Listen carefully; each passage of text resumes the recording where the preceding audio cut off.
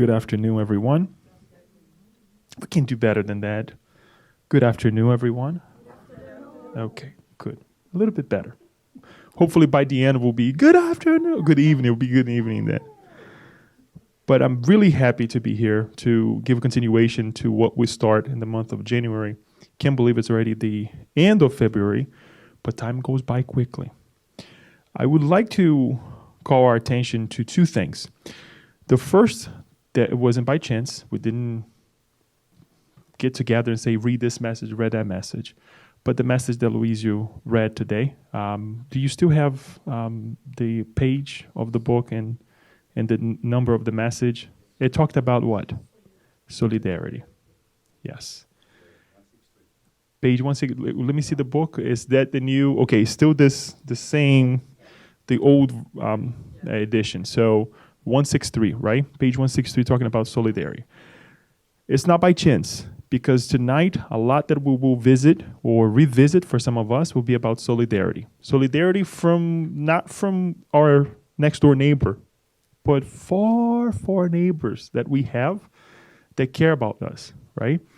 And the second thing I want to also highlight is that in conjunction of studying this book, Planetary Transition, it's important that we also put our hands in this book right here. Tonight, a lot that we will read is in chapter 11 of this book, the Genesis. Okay, and the mentor actually brings this message to us that a lot of the information, sometimes we read it here and we're like, okay, it seems like it's stuff from the past. We don't pay much attention to it, but the helps that we get from other planets, from other spiritual worlds, if we want to call it that way, it's in here. The highlights are here, okay? Not the highlights. The book is actually more of a highlight, but the core is right here. So we can always go back and learn from it. Planetary Transition. What have we seen thus far? Session 1, we covered what? We cover the introduction, the new pathways, and a special visitor. Remember what happened on what we learned in the opening. Anybody would like to take a shot? Or perhaps the new pathways or special visitor? Anything that you remember. It's okay. Okay. So Yasko is mentioning the tsunami, that this was actually the work that is being developed here is right after the tsunami of 2004 in the Indian Ocean. Great highlight, because we're going to still talk about it a whole lot, and we will revisit that idea too.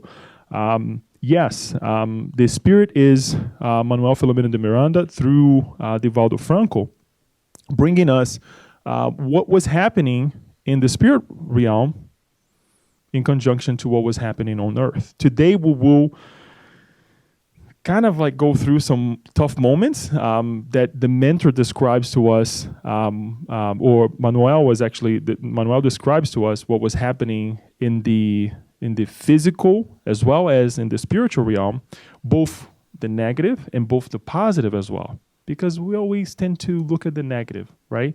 But it's important that we also give emphasis to the positive. So the new pathways. The new pathways is what? It's what's happening right now, as Alba mentioned. It's happening to us. It's happening, within ourselves, in the Spiritist Center, in other arenas as well. It's important to highlight that the help is not only coming from the Spiritist in the Spiritist arena, but everywhere else. And we will see a little bit of this tonight as well. And the special visitor. What was the special visitor? A special visitor, a high order spirit who came from a different constellation to come and give a message to to the spiritual realm, the spiritual colony where Manuel Filomeno de Miranda is located throughout this description of what was happening. Manuel Filomeno de Miranda is not alone, right? He had a friend, Oscar. I don't know if you remember Oscar, right? And we're going to visit a little bit more about this tonight too. But it's important for us to kind of bring these highlights. There are many more highlights, but we're not going to spend too much time on it. Tonight, we will study the actual revelation, the revelation message, and earthly itineraries, what they received from the mentor, because we stopped right at the mentor was going to talk to the group of people who were going to be working in the endeavors here on Earth to help, especially in that location of the Indian Ocean, that was affected by the tsunami of 2004. Okay. Now, there are a couple of things that would like to highlight as well, is the environment where they were, right? How they created the environment for that mentor to come. With music, we brought the music, and we can go back to chapter 1, to session 1, through the video that Daniel had made available to all of us. But there was a huge preparation for this, brother to come and give us the message, right? And tonight we're going to bring some highlights of the actual message. He actually brings his position, which I thought was really interesting for us to share, because it's not, even though it's a high order spirit, we can see through his opening of his speech, whatever we want to call, that it's a very humble spirit, well developed. We saw last time as well the order of spirits, how high we can get, right, in terms of morality, intellectually as well, in many ways. But one thing that we would like to highlight is how humble they are, and the solidarity that they are implementing on Earth in the spiritual realm, as well as helping those who are here. And he says the following: representing the beautiful globe of love installed in one of the Pleiades, wrapped in special vibrations made of photons that form a luminosity composed of blue tones, we are here in answer to the invitation of the sublime governor of planet Earth. So he's responding to an invitation. Who is the governor? Of Jesus. Plain simple. Imagine us being invited to speak on behalf of Jesus. It's quite high. So much so that we think about it. Well, we kind of describe a little bit where Manuel P and Miranda was, the environment that they were able to create. And this is a higher order spirit compared to the location that he was. So he's pretty high. And he says the following: although I am not in a position to speak on behalf of the spirit's guides, higher guides of him, I bring our commitment to contribute with you to the program of elevating humanity through the reincarnation of servants of good, purposely prepared for the sublime endeavor. So what is about to take place is pretty big. There is a preparation. There is the individuals who are connected with both realms of life. They're pretty high order spirits, and we can connect with them. This is something that I would like to remind everyone, that we are part of this, one way or the other, because we are all bathed, sunk, if we can say this way, on one aspect of our lives, that we're here to progress. Whether we like it or not, we have to progress. We can say, I'm just going to stay here. But the rate of the speed of how things are moving, technology, for once, the way we're being pushed every single day to move on, we can see that we're part of this as well. This is not the first time. This is a great highlight as well, that he mentions that, and this is again the mentor. This is not the first time that the earth has received travelers from other dwellings at the request of Jesus Christ. It also happened in the past at the time of the monumental transition of forms, when shapers of the organic vessel delved into the dense physical mass to the characteristics that now define its inhabitants. Those noble ambassadors of the light came from the constellation Auriga to contribute to the construction of present humanity, including other non-moralized intelligence who, after having concluded a number of evolutionary stages, happily return to their own beloved homes. It's happening all the time. It's happening all the time. It has happened, and it's happened again. Chris highlighted earlier today, and as he was reading, that this is the moment that we're living right now. This is the actual environment that we're living right now. Receiving high order spirits, as much as we don't see, as much as the media and what's happening out there is pushing the negative, we're receiving great information, help from these guides. Here is just a small picture. Marcelo, can you turn off the light, please?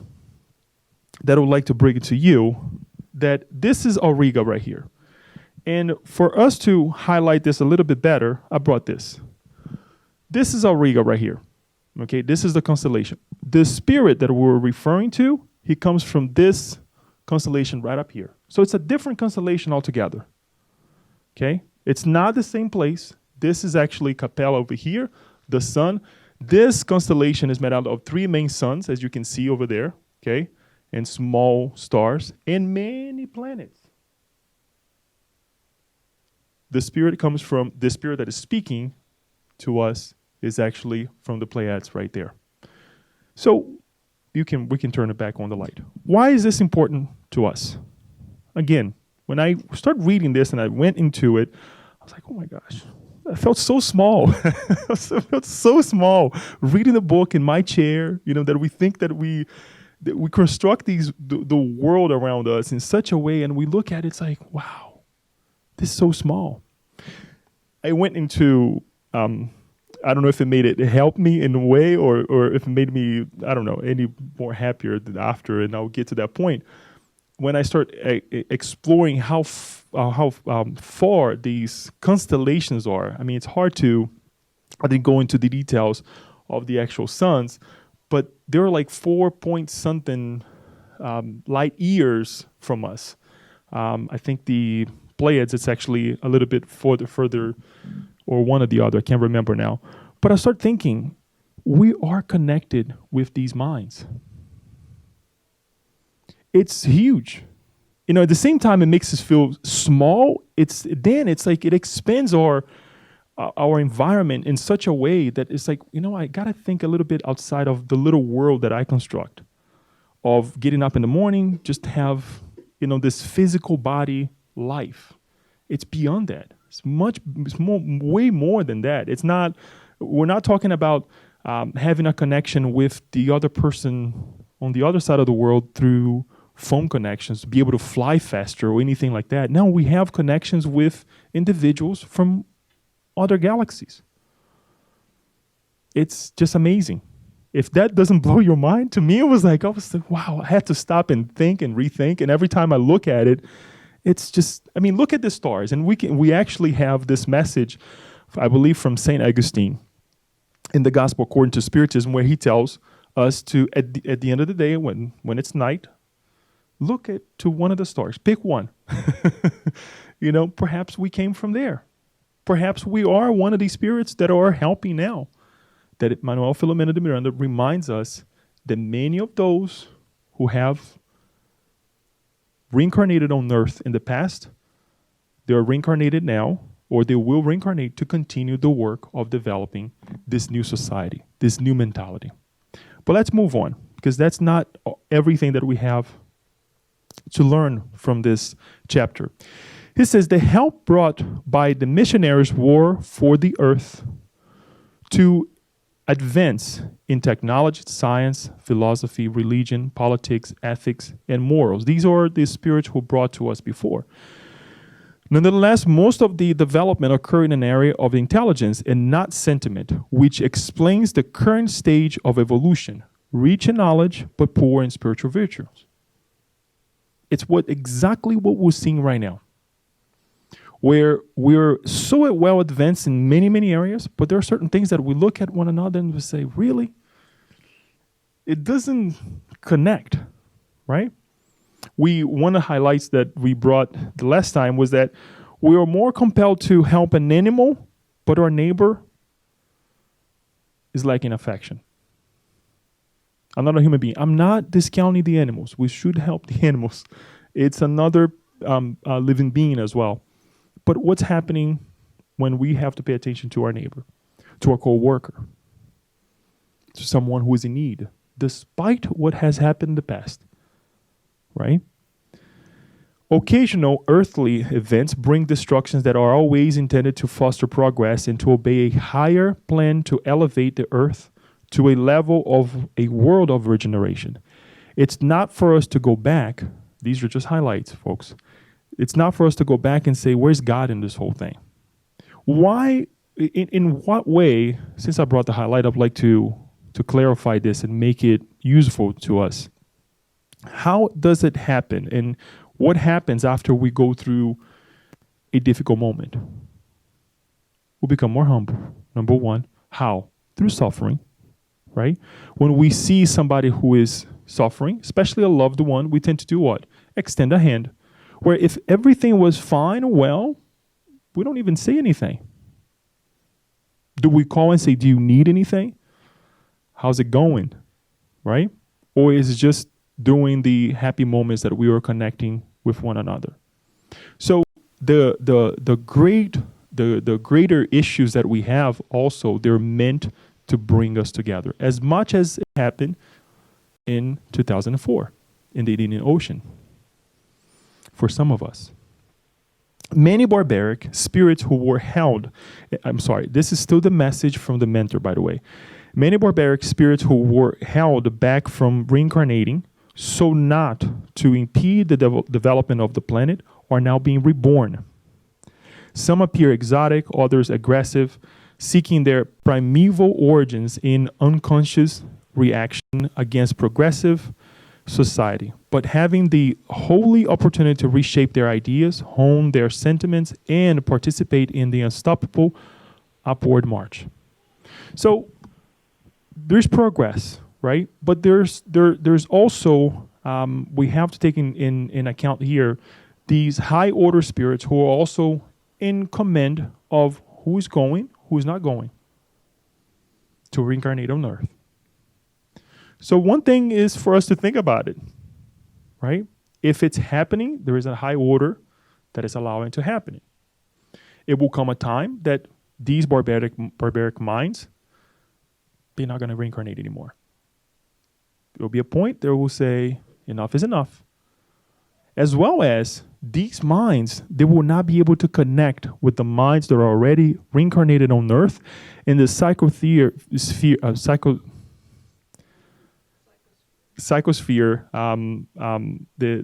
psyche of the planet Earth. That's what I'm trying to say. The discarnated mind too, right? We have to acknowledge both sides. It's not only who is reincarnated, but also who are living around the planet, waiting to reincarnate or vibrating with the planet, right?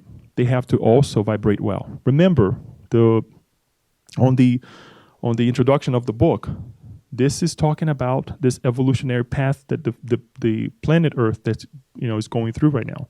So it has to be on both sides. Just as millions of high order spirits will descend from our sphere to the Earth, as it already happened, for the inevitable confrontation between selfless love and destructive violence, giving way to clashes characterized by mercy and compassion, other missionaries of education and solidarity who strove to promote them in previous lives will also return, contributing from birth to the construction of the new mentality, thus helping to speed up the changes that are already occurring. So it's a collective work. It's a collective work. And the mentor also mentions that, I'm not so sure if I brought the next slide, but the mentor also mentions that the work is helping in different arenas, in different areas. I believe I did bring, maybe not. That it's happening in different locations. It's not just in this colony where Manuel Miranda was, or still is. We don't know at this point. But it's happening all throughout. There is one thing that I felt really interesting, and it's a moment for us to stop and think. But wait, We have technology. We have mediumship. Why can't we connect with these higher minds and do the work ourselves? Why? Let's think. Why do we need a higher order spirit to come from another constellation all the way to planet Earth to bring the message? Why do we need other helpers from another constellation, Capella, to come and help us? Why do you think? Anybody? I give it a try. Because of our moral state of development, we haven't learned yet how to move forward. Like we need teachers to teach us how to get out of the old habits to acquire new habits. Anybody else? As Alba said, I think also we are in different levels. Sometimes we are very intelligent, very high-tech. However, not everybody is spiritualized. Some people are just technological. So, and if you're not looking for the spiritual side, the knowledge that comes from, some people are not waiting for that. So why am I going to give you a power that you're not looking for? Very well said. And it is true. But there's a couple of things that I would like to highlight, and I would like to bring an example. I'll put myself as an example. Why I cannot change certain things in my house. And we all go through that with the individuals that we live with. We come to the center, we pray, we do all kinds of things. We try to live a error-free, that doesn't mean we're not going to error-free life, but we still cannot make changes. Just for us to think about it, right? That's one. And I know Yasko is like, please, let me talk. But this is for us to think. Yeah, it's already one. I think it's an illusion, actually, if you think you can change someone that don't want to change. Okay. You may try because that will stay in some back of the mind of the people that are listening. But then it's not to change now. It may be changing the, I don't know, next incarnation. She's reading the book. We only have to, it's a frequency. We have to just to do our part, change ourselves and be the example, perhaps. Thank you. It is all of that and much more. But I bring this here because it begs us to think that we have made some advancement. And if the mentor is bringing this to us, is for us to think and change our ways. He says two things. He brings two highlights. Okay? First, and he asks, why should spirits come from another orb to help moralize your planet? The mentor says that. It's not that I asked. He says, first, having no previous ties arising from perturbing existences, they would not have to confront inner impediments to the benevolent giving process of painful reencounters with those who remain committed to evil, who have an interest in maintaining the moral backwardness of communities in order to exploit them physically in perverse phenomena of vampirizing of individual and collective obsessions. Strangers in lands ready to progress, they do it out of love, called to offer their values obtaining in other realms, facilitating access to the development of those who are natives longing for happiness. There's no connection. That no connection, it flows easier. Go back to the example that I gave. Why is it easier sometimes for me to come to Chris and Chris, why don't you change this way? Or for Chris to come to me and say, Leo, why don't you try to, say this in a different way? Versus if Juliana, my oldest daughter, come to me and say, Daddy, why don't you do this different way? I will take no offense when he talks to me, but I'll take offense when she talks to me. I'm giving you an example for us to think. The connection, the pride that we have sometimes stops us from living a error-free life. Right? It doesn't happen to all of us. Remember at the other highlight that I would like to bring from chapter 1, when Oscar started talking to Manuel Filomeno de Miranda about his last reincarnation when he was going through the war.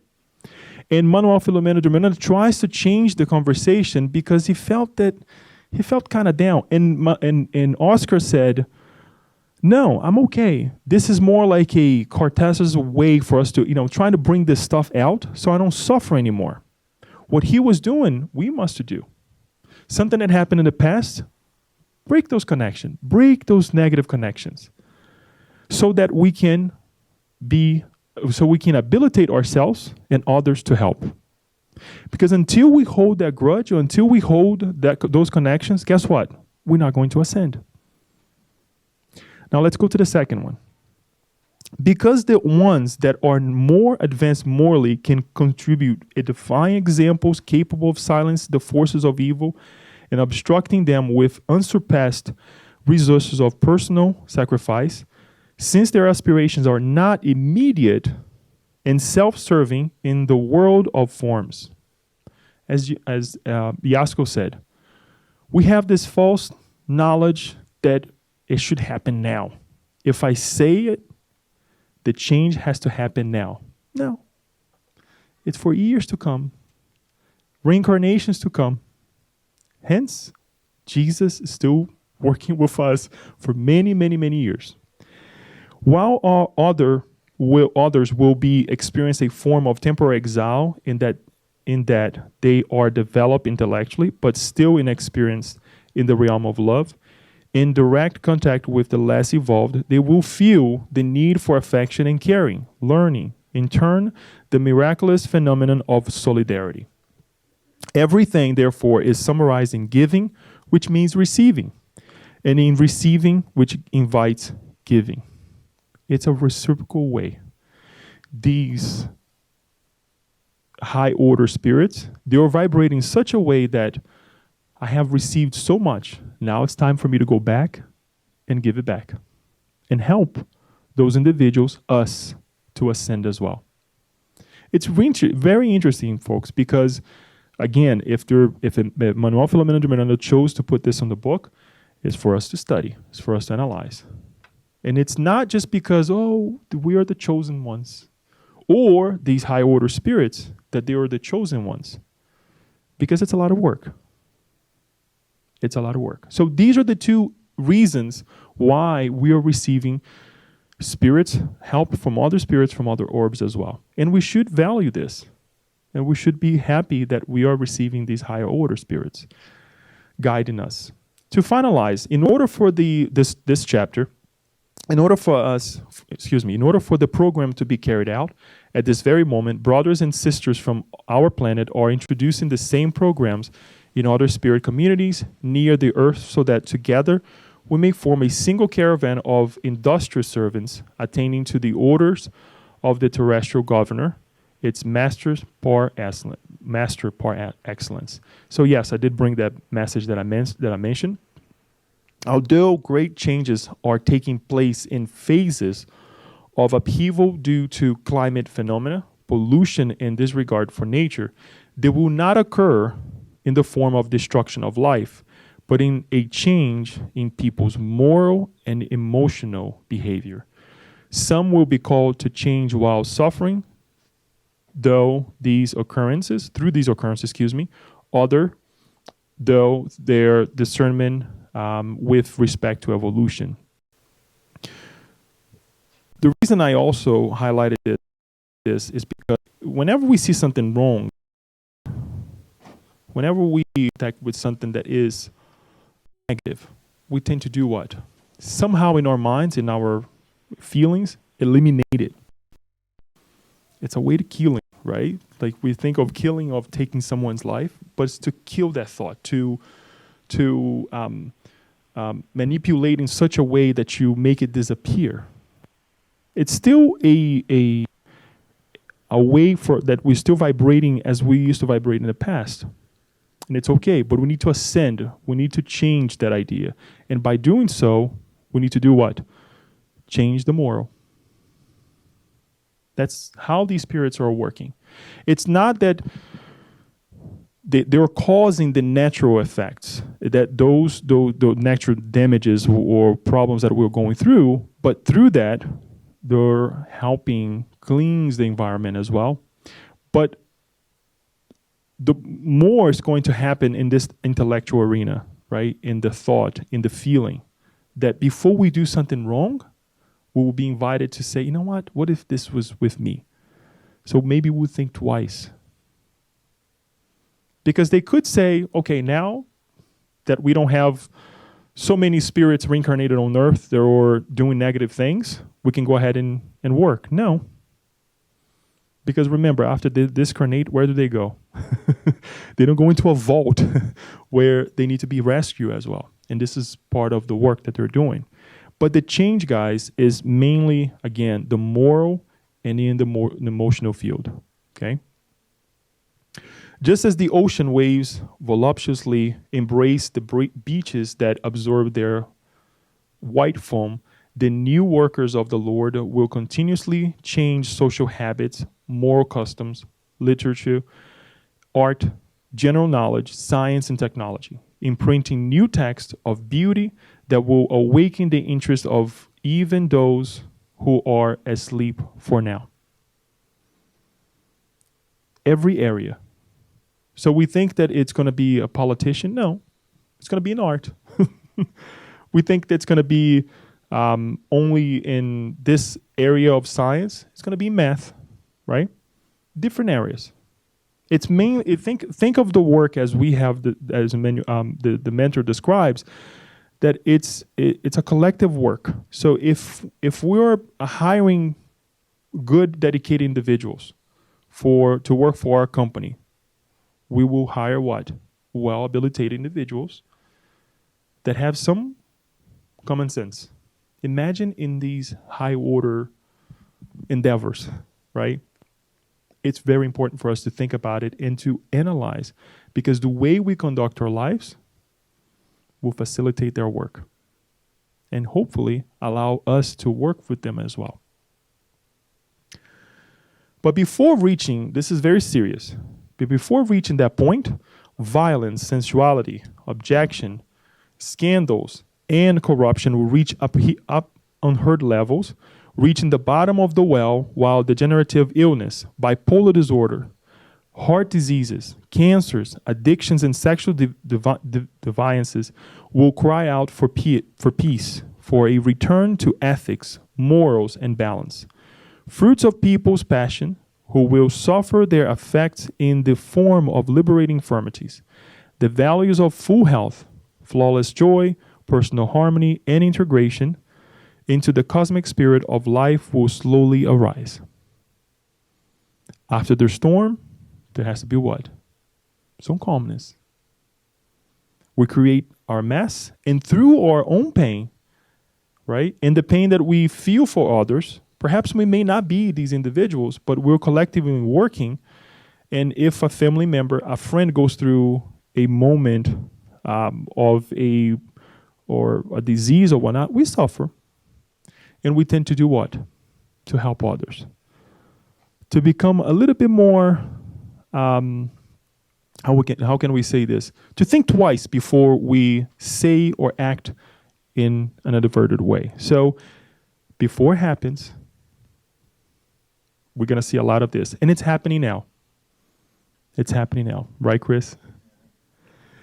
As in any battle, difficult moments will arise requiring balance and prayer. The combatants will be exposed to the world, misunderstood, challenged for acting differently, and for making the foolish uncomfortable, who in their inability to emulate them will fight them. They will suffer many bouts of profound and apparent loneliness, but they will never, ever be alone, because this spiritual solidarity of love will be with them, energizing them and encouraging them to carry on. And then he goes on into the explanation of the martyrdom and all those who in the past have taught us that this is happening again. It's just a continuation of the work, saying the model to follow is still Jesus.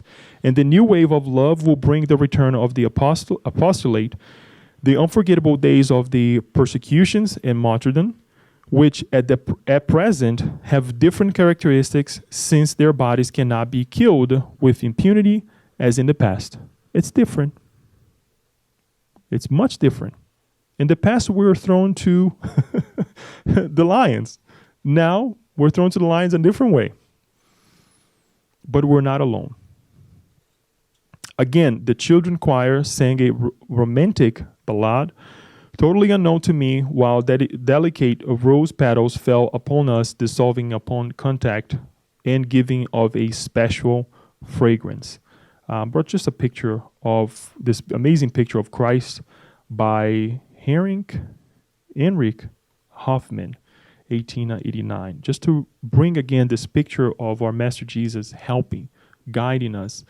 And I would like to highlight one thing before we go on into the next chapter, that how the collective work happens within the high order spirits.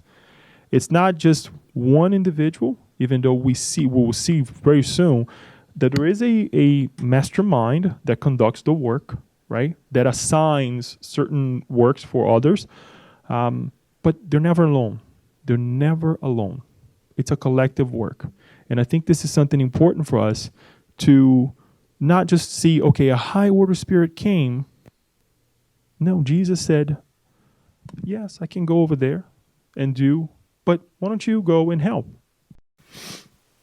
Why don't you give yourself now, allow yourself the ability to pay back? Extended hand. It's happening. I don't know how they're traveling. Don't ask me that. We can kind of analyze that idea later on because it's far. But anyways, that's just a joke. So we move on to the fourth chapter where Manuel Filomeno Miranda, Oscar, and Yvonne Costa, as you probably remember from chapter 2, yes, the one who actually prayed for the mentor to come, they were invited to meet so they can meet the individuals that will be conducting the work with them. And we're going to bring some of the highlights. But it's very orderly, if we can say this way. Everything has a time. When they finished the meeting, the spirit didn't hang around. You just, okay, now I have to go and do other work. And then Yvonne Costa brings the individual, the spirit who will conduct the work with Manuel Filomeno Miranda. Chapter 4, it starts explaining a little bit our situation right now. Then, in that moment around the 2004, after the Indian Ocean event, but it's happening to us now too. So this is the state of the union, if we can call it that way, of the planet.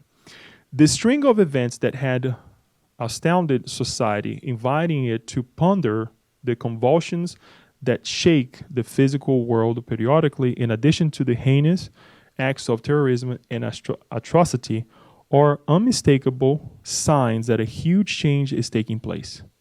And we go back to the book again, to Genesis. The Genesis also explains these moments, these transitions that we're going to be going through very well. If we want to deep dive into the study, we can go to different chapters, not only chapter 11, but also different chapters of the book. But it's really, interesting that all of these things that are happening right now, I would call our attention to our psyche, the way we were thinking, the way we were vibrating on Earth.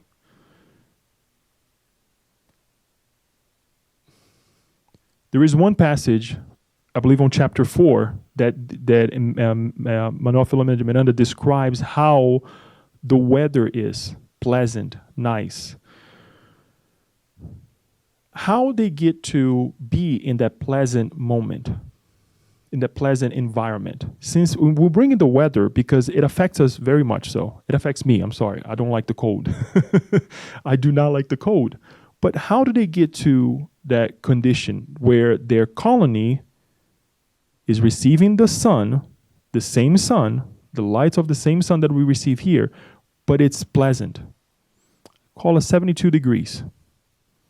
He explains that the filters that they have in their colony protects the rays. It's not too hot and it's not too cold. How do they get to that point? The psychosphere, right? Can it be machines?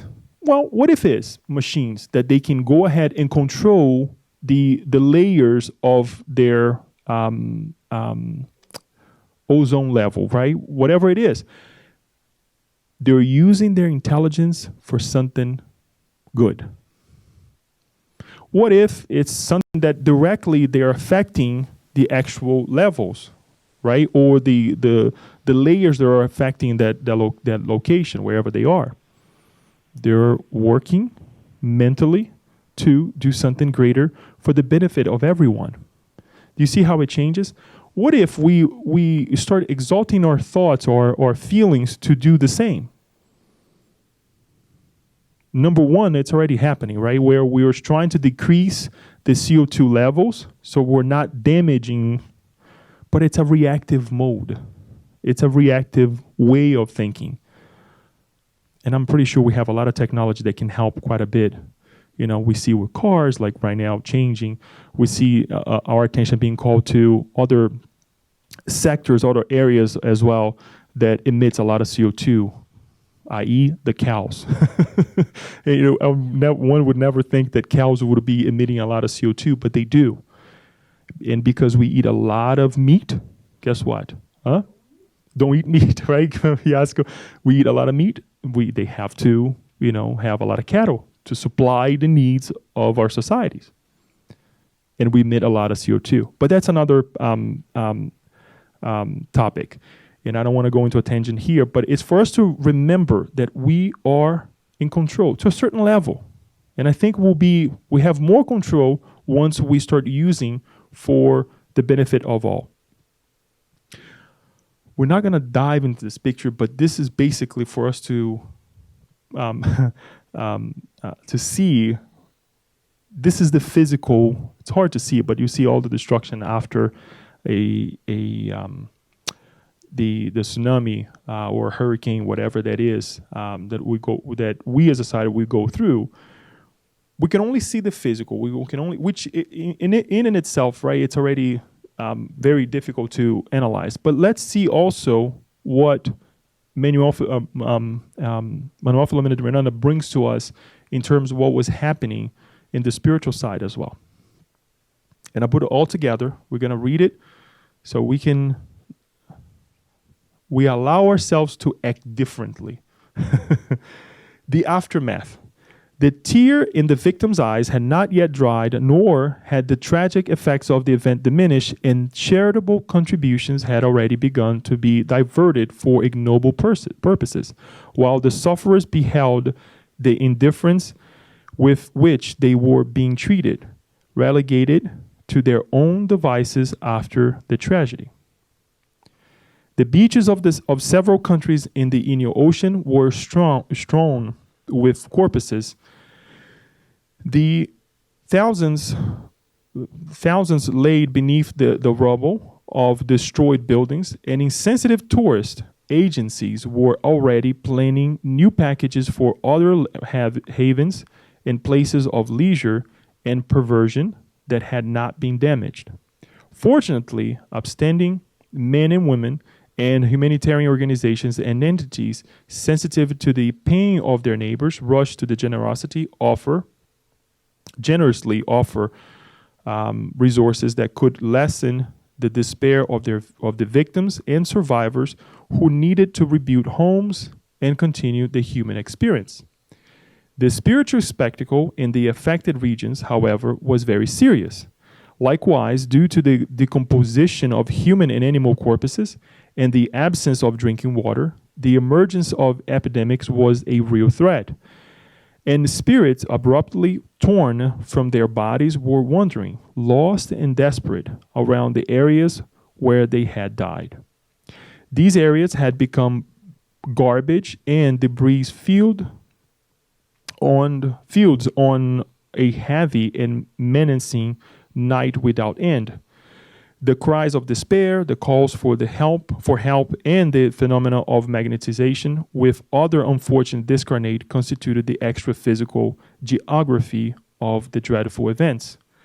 Crime took advantage of the deplorable situation to repress its victims. Cunning exploiters bargained over the spoils of the lost and displaced, and heinous conspiracies forged skillful maneuvers to extract the rest from those who had almost nothing left. And it's interesting that he's bringing both sides, the positive and the negative. There were a lot of help, but bottom line, there are things happening that it's like, really? People taking advantage of the suffering. Groups of people taking advantage of groups of people. It's not just one person, but this is the planet Earth right now. This is how we are vibrating. And one of the things that I would like to highlight as well is that he mentions is the media. We all remember. One thing that I'd like to call our attention is how many times we repeat watching the videos when a disaster happens. How many times we send those videos to one another of people suffering. It happens. Why? Are we going to do something about it? Because if I receive a video that doesn't make me feel good, what should I do? Stop, pray. Why am I going to send it to others, whatever, So there's a lot of things that we need to think about of what's happening in our environment and on how we are reacting to these issues. Because obviously, I say reacting, we don't have control of it, of what's going to happen right now with the tectonic plates somewhere in the world. If they're going to shift or not, guess what? We don't have control of it. Now, I have control of what's going to happen afterwards, how it will vibrate, physically, mentally, and spiritually, right? We have at least control of that. So it's important that we take this aftermath and connect it with the higher minds, connect it with the higher beings who are there to help. So then we move on to the caravan, to what happens after they go through, Manuel Filomeno de Miranda goes through this aftermath, explaining what was happening on the planet Earth, both in the physical and the spiritual realm. But also he goes into explaining the group of people that he's going to work with, right? And the head of the work is Charles White. Don't ask me much more than what we're gonna see here, because I actually went after for a couple hours looking for this Charles White. There was actually a very famous doctor called Charles White in England, but it was not this gentleman, because here in the book, he was it was not the time that he was reincarnated on Earth was not the same. So it's another Charles White if you try to go and look for. If you find it, please let me know. I would love to get to know a little bit more. But of an English origin who practiced conventional medicine, while incarnated, lived in Polynesia and lived with natives, received the wisdom from the natives, apparently natives apparent primitivism. He goes, and I'm going to only bring highlights over here, the main highlights of these individuals who are going to be working for us to make a point. But he really expresses how we, or he, and the group of people as the conquistadors of that area went into this location thinking that we know better. And look what he says. We found in their seemingly crude worship profound information handed down orally from one generation to the next, along with their traditional activities. Their shamans, in their momentous spirit communications, were at the same time priests, doctors, thinkers, scholars, counselors, administrators, and effective psychologists. From them, we learn about the interference of the dead in the lives of the living.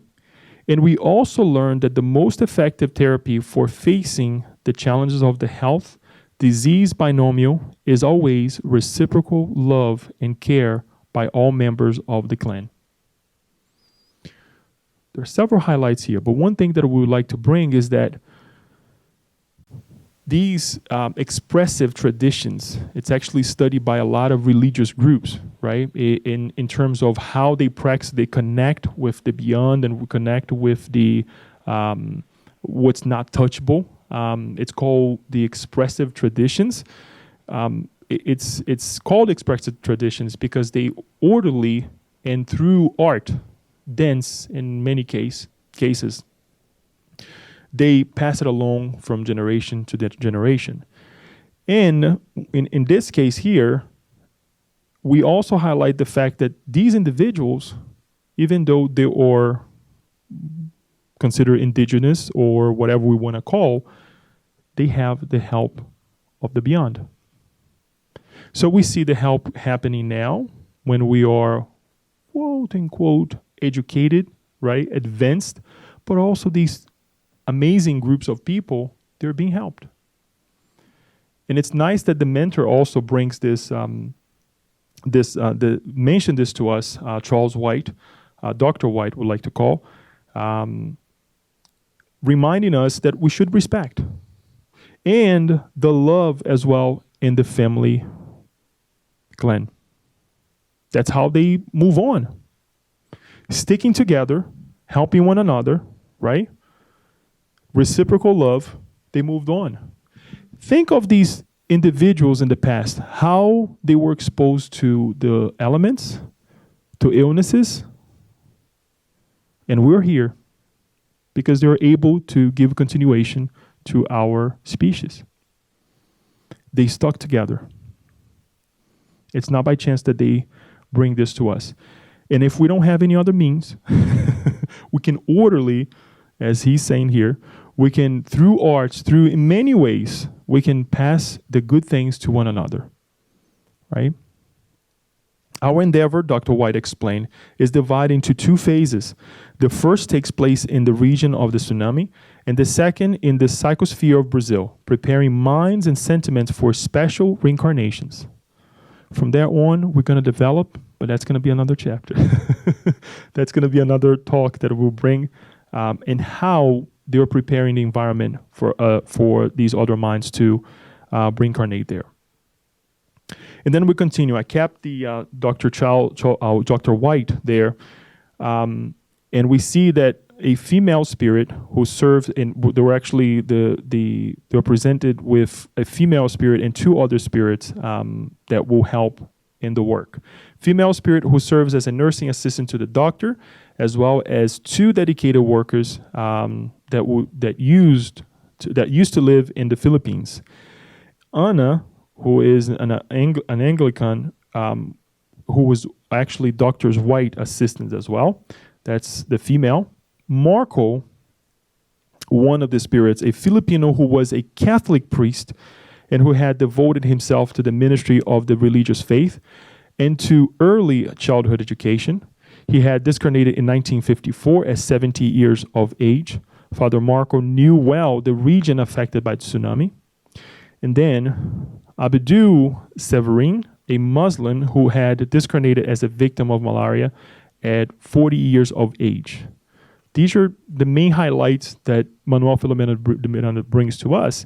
He mentions that Marco, the priest, was very jovial, very happy, to say the least as well. Something that I didn't bring there, but it crossed my mind. Oscar explained his Jewish background, whereas Manuel referred to his adoption of Spiritism. Again, highlights. Why do I bring this here? It sounds like the group is like a mini United Nations, right? People from all over. But one of the things that it caught my attention was the cultural sensitivity. Not only religious, which is definitely a good point, but culturally speaking, We have, through religion, the ability to connect with many individuals. We have a doctor, an assistant, a Protestant, right? Being an Anglican. We have a Catholic, a Muslim, a Jewish, and a Spiritist. Now, if we were to put a group together to rescue other people, who would we call? No, think about it. We would probably call people who think like ourselves. We would not think that, okay, where am I going? What region am I going? Who am I going to be talking to? It reminds me of Paul. Super. I think Paul was the master example of being culturally sensitive. He knew many, many, many groups of people. Hence, the letters of Paul, right? And we look at a work like this being displaced, being going to a location, they're trying to tackle several locations. If we go to the Philippines, for example, if we go to the area, we have everything. It's a melting pot. Muslims, Catholics, Jewish, right? So they have to work. They have to be able to accommodate everybody that they come in contact with. It's an amazing work to think that these minds, they're helping us. At home, quite often, I hear the request, let's just read in English when we're doing our gospel at home. No, let's read in Portuguese as well. Who knows? The spirits who are connected with us, since we have this background with the Portuguese language, they need the Portuguese as well. If we have someone at home who speaks Spanish, why not? If we speak German, read something in German. We have to be culturally sensitive with the people in front of us, the incarnated ones, but the discarnated ones as well. That doesn't mean we're not going to strive, since we're in this land, in the United States, to speak English well, to develop ourselves with this culture, because if we don't do that, we will also would be culturally insensitive. If we're in this country, guess what? We have to do our best to develop ourselves with the means that we have here. Get to know the culture, right? There are certain things that I may say in Baltimore that if I say in Westminster, Carroll County, it's going to be completely different. Okay, what are you trying to say? One thing that that I find interesting in the state of Maryland, I just said it, and that's why I'm bringing it here. I said Carroll County. Where do you live? Howard County. Now, you go to Florida and you try to say it, people will look at you like, okay, I live in Miami-Dade, Florida. Okay, Miami, that's it. You don't say the county, but it's something that we say here. And I was talking to a friend of mine, and it's so true. It's like, yeah, I live in this county, that county. You don't say the actual town that you live in. You refer to the county. But it's something that we develop in this state, right? So you kind of have to learn your ways around, right? On how do you speak, how to conduct yourself. So it's really interesting that we see this group of people managing, be able to manage, the resources that will be presented to work with the people that they will come in contact in those areas. So it's really interesting that we pay attention to this. A couple final things. The Marco, who knew a lot about the area, explains as well that vacationing Westerners who had died there had a deep emotional connection with that people and with those individuals there, and had been attracted to the area by magnetic forces to redeem old debts that waited on their moral economy. So a lot of individuals who passed vacationing or they were there visiting, right? Guess what? They had a connection. We have a connection because we suffer. Right? We look back, it's 2004, but when we study, it's like, wow, and we think about it, many people passed, many people died. So they had a connection. Nothing is by chance. And then Manuel Filomeno de Miranda tried to understand a little bit more of why, or how can someone from a different background adopt some of these Spiritist teachings he said, I was surprised, and this is in Manuel Filomeno Miranda, I was surprised and asked him how he reconciled, and again, he's referring to Marco, reconciled reincarnation with the Catholic dogmas he used to espouse. Espouse, yeah. Courteous and polite, Marco explained, my dear Filomeno, you know that the formulations of the truth depart from this, the real world, for the earth, and that religious clothe them in superstitions, myths, and dogmas, according to the levels of awareness of the people that believe in them, concealing some and setting others free. Nonetheless, when we return to the country of immortality, such formulas disappear, giving rise to the essence, which we quickly assimilate due to the affinity and the logic of the universal good. So the things that we are so connected here on earth, when we depart, guess what? We are able to see a much bigger picture. And interesting enough that he doesn't stop presenting himself as a priest. Because Manuel Filomeno de Miranda comes and says, oh, I'm seeing a priest right now. And the other one is presenting himself with the vestments of a Muslim. Their choice of how they conduct themselves doesn't change, but how they use their beliefs in relation to the world, right? Or to the colony, wherever they are. Because there are many of them, they were doing an internship in this colony where Manuel Filomeno Miranda was. It changes. They use that to help others. They use it to better themselves and to better others as well. So it's really important that we see how we are applying our resources. Am I using the understanding that I have with Spiritism, or perhaps if we have a strong background in this or that religion, now that in Spiritism, to help others? And many times I asked why my parents didn't choose this or that religion, right? I had to choose for myself, especially when we have friends here who grew up in certain religions. I found I used to think that why that didn't happen to me. Well, maybe if I had it, I wouldn't be here now. But we have wiser people who had it, and they were able to apply in a different way. Or maybe the timing wasn't right yet. But the thing is, what I have now in conjunction with what I didn't have or what I had in the past is what matters. How I will conduct myself from now on is what truly matters.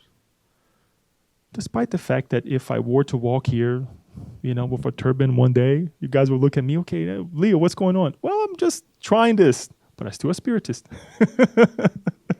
Or if you guys see me in a dream, with a priest, garment, you'd be thinking, Father Leo. And we do have friends who, in many occasions, they have dreamed of being a priest, being a pastor. There's nothing wrong with that, right? We had to reincarnate, and we reincarnate in many different arenas. So that is the highlights that we would like to bring for these two chapters. They are amazing chapters. It calls our attention to act and react, reformulate our ideas, as Alba mentioned in the prayer, right? And allows us to really think how small we are, but it gives us the encouragement on how high we can fly and how far we can go with our intelligence. That is not just the intellectual one, but in many arenas of life, right? So there's a lot to learn. There's a lot to better ourselves. And the faster we do it, the faster we connect with these minds, I think we'll do much better before we discarnate. Because when we get to the other side, it's going to be the last thing we want to think is like, I could have done this, I could have done that, I could have changed in this area. just one small change. I never forget one of the and I'm not trying to scare anybody, but one of the speakers that we had here, she reminded us of something really interesting, that sometimes we reincarnate just for one small thing, but that one small thing is so hard, right? That it seems just mundane for some of us, but for that individual it's really hard. But when they do it, they're free from the body. They go back. And again, I know nobody wants to discarnate tonight or tomorrow, but think about these things. What am I missing? Right? How can I connect with these minds? Manuel Filomeno de Miranda mentions this group of people, right? Brings to us this group of people who are working on the planet Earth. In Spiritist centers, that's something that I did not bring here. In Spiritist centers, speakers, mediums, who are being influenced by these higher minds to help. Would you like to be in this group? I would. Can we be in this group? That will be up to us to answer it. And it's not easy, folks. It's not easy. We saw the reasons why, the two reasons why, right? We want a faster change. When we say it the first time, we want the kids to listen. And then I go back and yes, Dona Flavia had to say so many times. And still there are things that right? The same time, we have connections.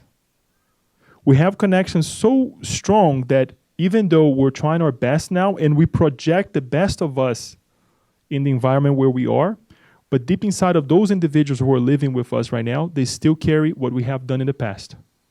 And it takes a million rights to put the one wrong that we did in the past. And it takes a long time. So, compassionate, right? We have to be more compassionate. We have to be able to look and say, all right, deep breath. The change is not going to come now. It's going to come in the future. So these are the highlights. I would like to open for comments, questions that you may have. Hopefully I can answer them. And if not, we will try to explore in different days. Daniel.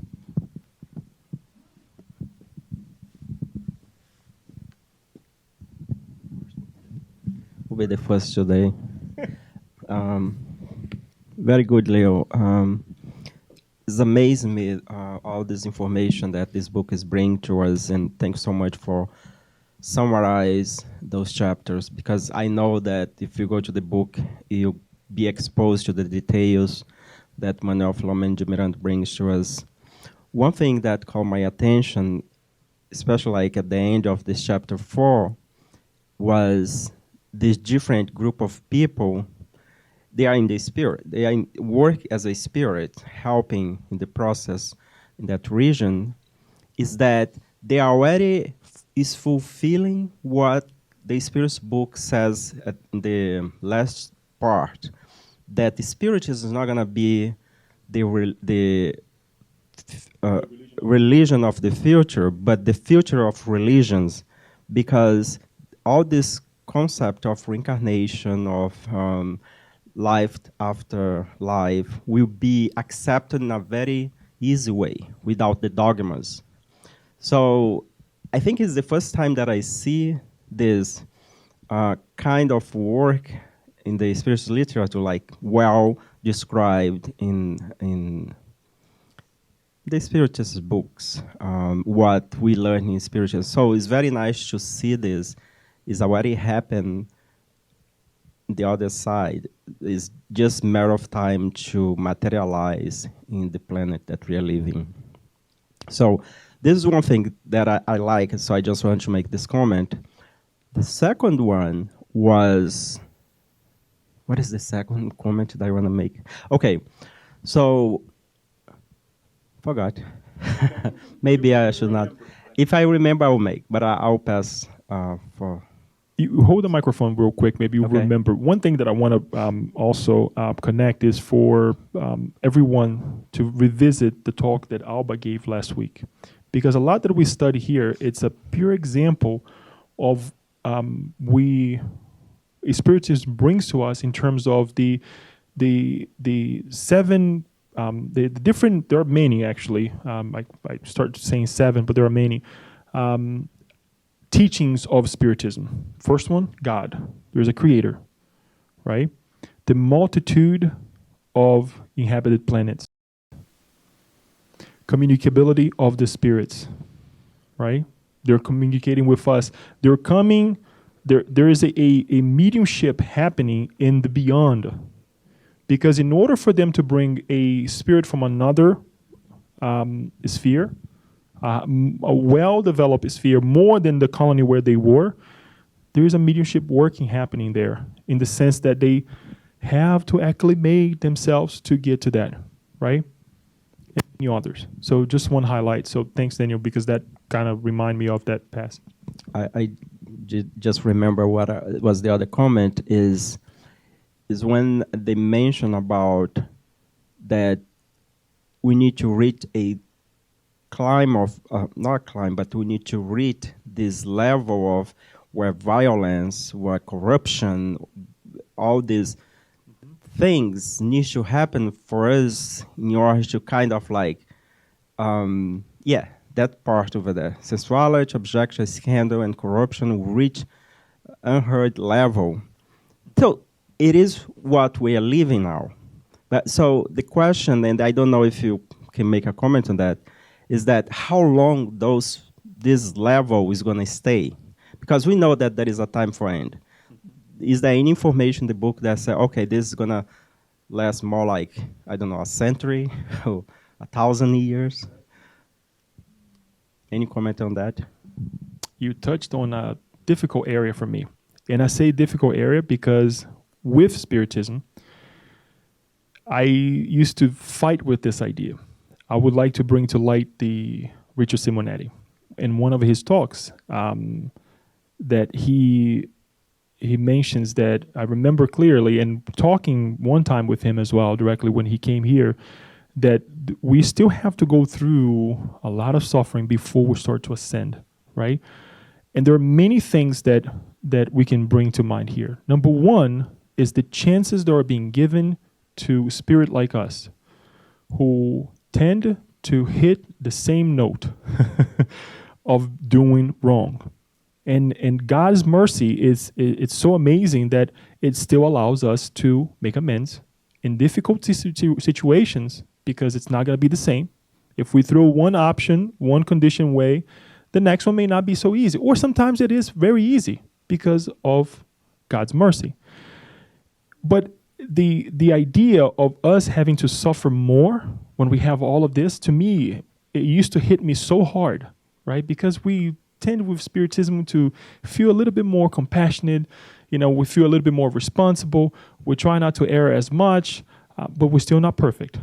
And we still have to take care of the old errors. That's one thing that I'd like to bring to mind, and I'll make my point. The second thing is that it's the psychosphere again of planet Earth and how we are vibrating. And I will bring back to me, how am I vibrating, right? With that alone, it gives us the gauge of how long this is going to take place. That's the only answer that I have, Daniel, because if we analyze ourselves, I'll give an example. And this is personal. I'll disclose to everyone, to the web as well. When we watch the news and we see something that does not connect with us, I feel upset. I do feel like I want to go and take matters with my own hands. Shake the person up, right? Or we try to do what? Shut it off, kill it. Well, sometimes we have to confront, but we need to confront how? The way these mentors are confronting it. Persistence, applying different methods. Is there another way? Is there plan B, like Daniel likes to say, right? Because plan A is not working. So when we start analyzing what's happening here, and obviously if it's happening here, collectively, we're pretty much in the same way. But we have one thing, we have one another. that if I say something to Alba, Alba will come to me with her motherly heart and say, Leo, wait a minute. No, that's not right. But it takes her experiences to bring me to reality. At the same time, if I come and say something to whoever, I don't like to put myself there, but in order to help other people on certain areas of life that I have already mastered. That is the antidote, as we saw with the expressive groups of people, right? The indigenous. They stuck together in higher ideals. So to answer Daniel's question, there is nothing that tells us how long it's going to take, but the work, it's going to be long. We see now with changes in the political arena, we see now with changes in art, what we really say, okay, this is art. No, that's not art. The music that we're listening to nowadays, it's not music. It will come to a time that we're going to say, enough is enough.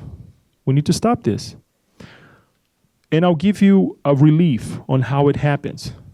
What happened to the individuals that, I use this example quite a bit, that went through the war, the Second World War. We don't have to go any further back. People who went through the war, they start living in fear, where they thought that another war would pop out at any time. So if they had a can of tuna, that can of tuna would definitely last for at least a month. I'm just giving you a crazy example. So what happened to the generations that came after? Some of us here. We start thinking, no, we need to change. We have to readdress our laws, where we're not going to have wars. We're not going to get involved with wars anymore. We're going to live with the plenty, right? Some of us went into a deplorable state of, no, my parents only had one can of tuna. I'm going to have 1 million, and I'm going to eat 500,000 in one day, right? But what I'm trying to say, folks, is that there are changes. The difficulties that we go through makes us change, makes us analyze what's happening in the environment right now.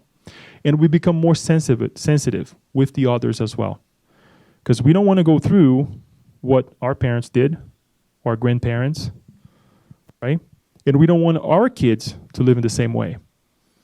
But there is the collective that sometimes is extremely hard to battle, right, with our kids and everything. So it's going to take some time, but we really have the tools in one another to help minimize the time. Leo, we are missing you on Thursday. We have a great discussion about this thing on Thursday. That's why Chris looked at me, isn't it, Chris? Yes. So this is going to be a great addition in the Thursday group. So I'm glad that the people that come on Thursday is here. So it's in sync what we are learning in the book Heaven and Hell as well. That's great. Thank you. Thank you. Can you pass it to Yasko? Lulu.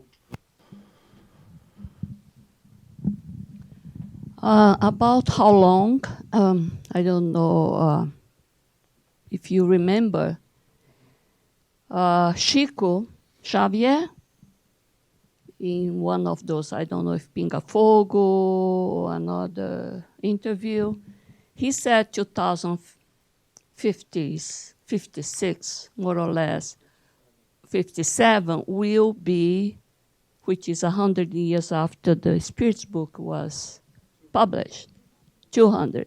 So it will start now. We enter in the planet of regeneration because we're still in this transition.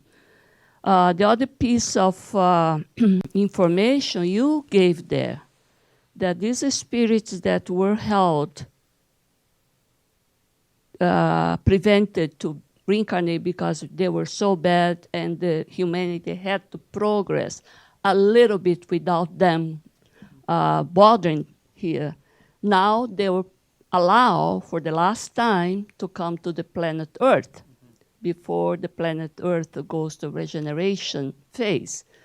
So imagine that would take around 50 to 100 years, for all those people to come and go.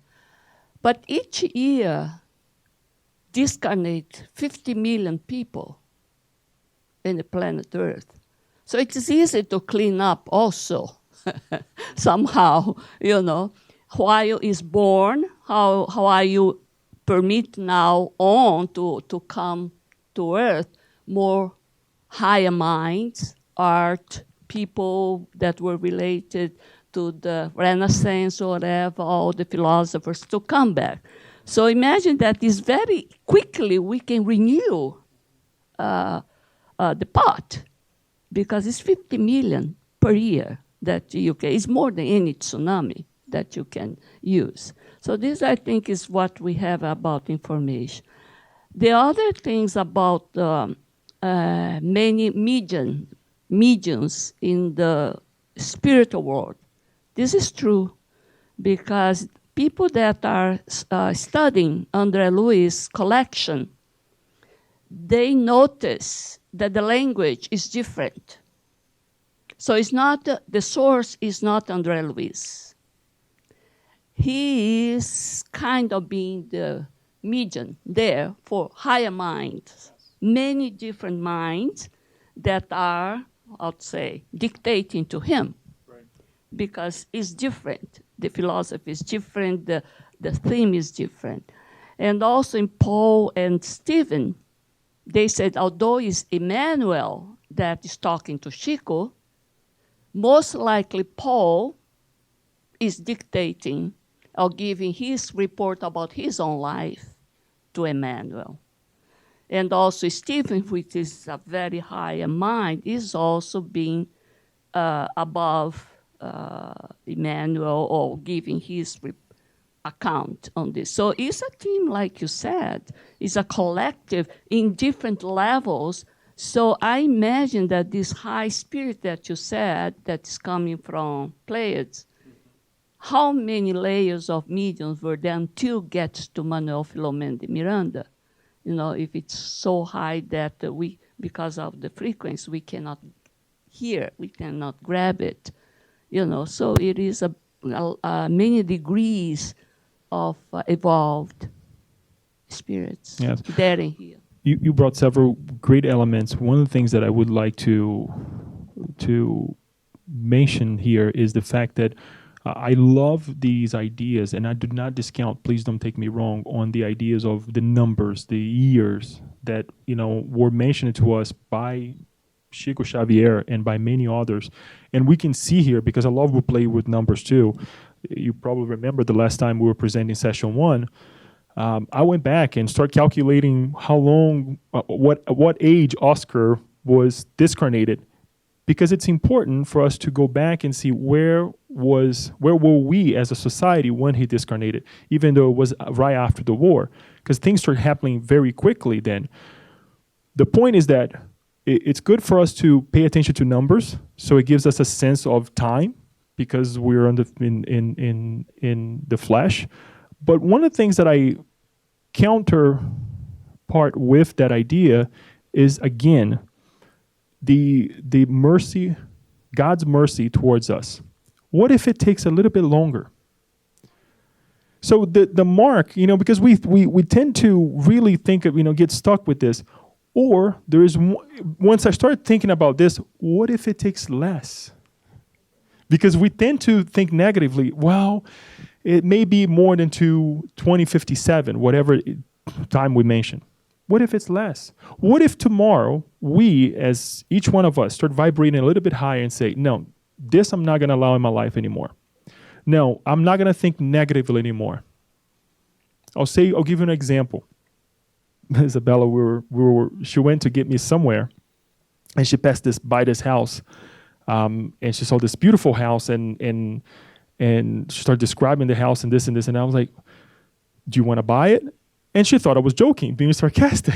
And I was like, I wasn't. I was actually, making a valid comment. Do you want to buy it? Obviously, we have no intention to buy a house right now. But how do we project ourselves on the things that we find beauty? It's okay to want a nice, bigger house, a beautiful house. It's okay. But I'm using the example on how we project ourselves on what is of quality in life. To have a quality life. We prevent ourselves from doing it. Now, how many times we tell ourselves, I'm not going to get this job. I'm not going to be this individual that we aspire to be. I'm never going to be able to connect with a higher mind like this. Why not? Why are we shortening ourselves?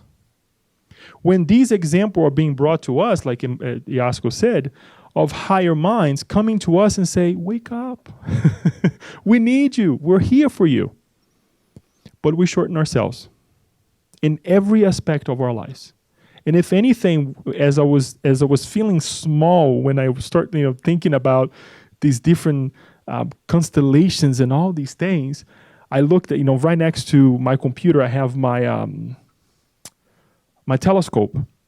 And I was thinking, I can only get to these galaxies or these constellations, through a small telescope. What about my imagination, my connections that I can establish with these higher minds? It begs us to ask. It begs us to really think that, yes, we have a number. It's important. It gives us a gauge where we are or where we want to get to. But bottom line, we don't want to get stuck into it. And we want to work as fast as we can to reach higher grounds. That is, if anything, when we are amazed with these higher minds coming to us and these spirits, these spirit revelations and all, what about us? How are we vibrating, right? It begs us to ask. So with no further ado, and we can discuss more as we're going to spend some more time tonight here together. We cover these 5 amazing parts of the book. And next, it will be new experiences and the work of illumination. We have quite but we are projecting still to finish before the end of the year. And we stay together. Read. Stay tuned, right? Read. I know, I do apologize, but I have to send the videos that we presented here the last time. I'll send it no later than tonight because I have already prepared.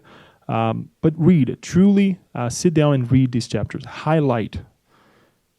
Call me. Leo, I don't understand this. I'll probably tell you I don't understand either. Let's sit down and talk about it. But get engaged, because that is one of the ways that we can connect with these higher minds. In that case, we leave you with this beautiful picture of Divaldo Franco, who is an example for all of us. Manuel Filomeno de Miranda also, who worked in different ways to get where he is, right? Now, being a medium of these amazing works that are happening on planet Earth. Let's pray for one another. Let us pray for the difficulties that we're going through. Right now, we have an amazing, when I say amazing in a good way, situation that we're going through now with the coronavirus. A lot of people getting to this alertness, take it seriously. There's a lot happening, we can see already, to our economy, right? The economy of the world, that we put so much emphasis to it, begging us to really think and say, is that everything? Right? So many countries now are being affected more than others. So we really have to think. And that is the moment that we are calling one another to pray. It's a virus. We can control it, right? Some people are saying, oh, it's just a cold virus, but it's affecting people. It's killing people. So how are we vibrating, right?